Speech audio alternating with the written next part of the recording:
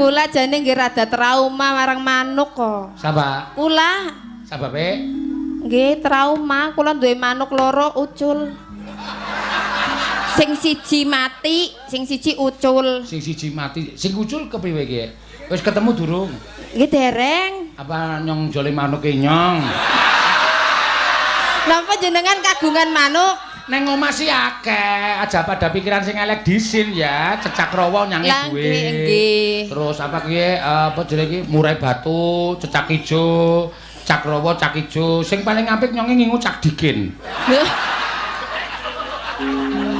Piye isa cinta tak terpisahkan lan sapiturutipun. Nggih niku pas boten kalih kurungane ngene kula manuke jenengan. Aja kuwatir. Mengke nek boten pas nek nganti ucul meneng kepripun?